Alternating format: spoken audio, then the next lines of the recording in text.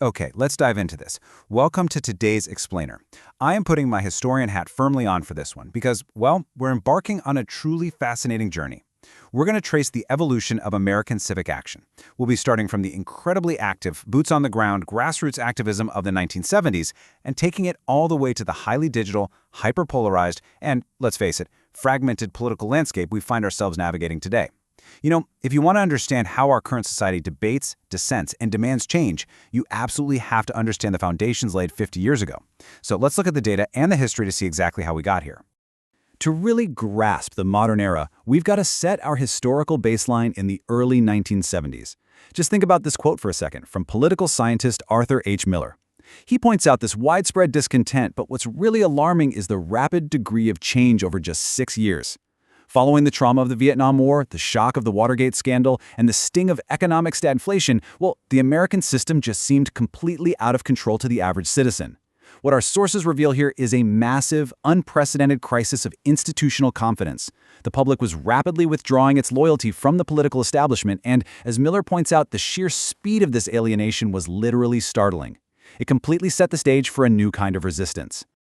Section 1. The permanent adversarial culture.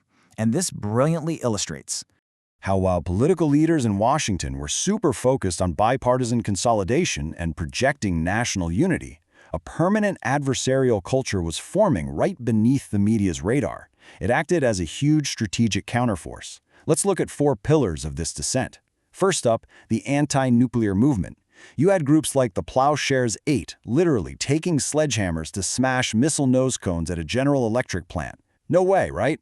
But that act sparked a national nuclear freeze movement that was eventually endorsed by exactly 368 city and county councils. Then there was the Central American Solidarity Movement.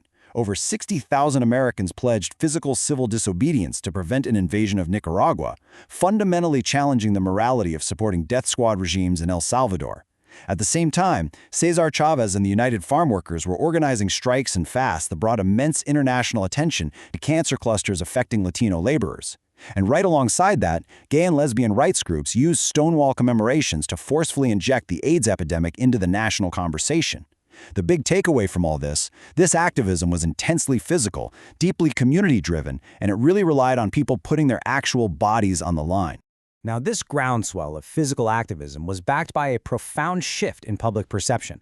By 1972, a University of Michigan poll showed that a staggering 53% of Americans believed the government was run by a few big interests looking out only for themselves. To put that into perspective for you, just 8 years prior, back in 1964, that number was only 26%. That is a massive leap in public distrust. It means the activists out on the streets were tapping into a really deep underlying current of mainstream frustration. And you know, that mainstream frustration actually spilled right over into the legal system. So I want to pose this reflection prompt directly to you. What does it suggest about a system's legitimacy when average middle America juries flat out refuse to convict people who break the law for a moral cause? Our sources highlight historical moments like the acquittals of the Winooski 44 and various CIA protesters. Keep in mind, these weren't coastal elites. These were everyday, middle-class juries evaluating activists who very clearly broke the law, and they just decided to acquit them anyway. It neutrally, yet super powerfully, demonstrates how average citizens were fundamentally challenging the system's moral authority. Section 2. Curing the Vietnam Syndrome. Let's move to and see how this builds. Into the establishment's reaction.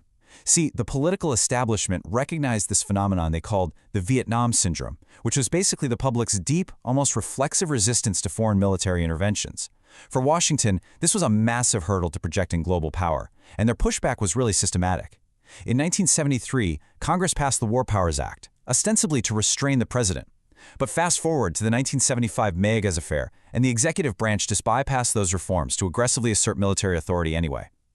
As the historical sources explicitly quote, Congress was raped as easily as it did in the Tonkin Gulf during the affair, proving that legislative reforms often totally failed to restrain executive militarism.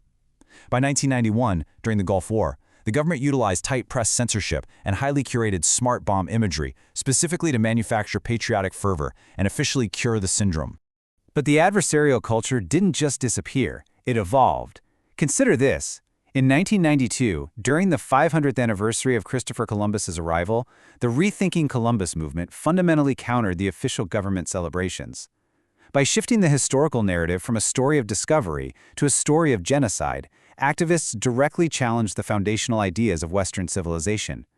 This proves that the adversarial culture had grown so influential, it was no longer just protesting policy. It was literally reshaping the teaching of American history itself. Section 3. An aging activist cohort. Now, what's really interesting about this slide is, keeping our historian hats firmly on, we need to pivot to the modern day. Because time marches forever on, right? Those young, fiery activists who smashed nose cones and marched in the 1970s and 80s are now part of a rapidly aging demographic.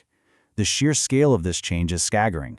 Based on Pew Research data, the percentage of the U.S. population aged 65 and older is nearly doubled, going from 10% in 1970 to 18% in 2024. We are looking at a fundamentally older nation, and this drastically shifts the social pressures, the economic burdens, and the core values that drive modern American politics. And age is just one piece of the puzzle here. Consider these sweeping demographic shifts. Back in the 1970s, almost 70% of adults were married. Today, it's just about half. The foreign-born share of the population has more than tripled, creating a vibrantly diverse, multicultural society. But simultaneously, that declining trust we saw starting in the 70s has now calcified into historic, systemic lows. These immense structural changes serve as the absolutely essential backdrop for understanding how modern activism operates today compared to 50 years ago. Which brings us to the defining dynamic of the 2020s, the polarization, gridlock, distrust cycle. You see, the community-centric, face-to-face activism of the 1970s has largely been replaced by the digital revolution. Today, social media algorithms prioritize engagement through outrage, creating deep, hyperpartisan echo chambers. This asymmetric political polarization leads to complete gridlock in Congress. And when the government can't function to solve basic problems, public alienation only deepens, feeding right back into the cycle. It's like a self-fulfilling loop. So, the crucial point is, the difference comes down to this. On one side, you have the 1970s adversarial culture, grassroots, local, and analog. It was defined by physical civil disobedience and unified by diverse communities acting together in the physical world.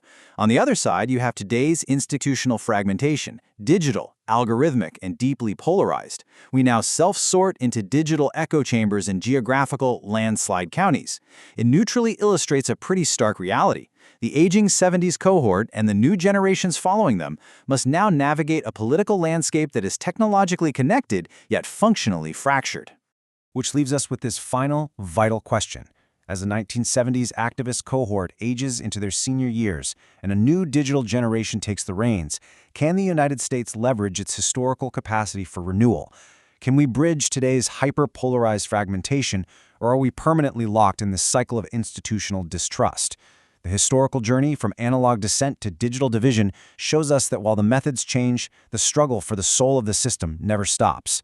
I really hope this explainer gave you a clear, structured view of the source material and sparked some curiosity to explore these historical shifts even further. Thanks so much for learning with me today.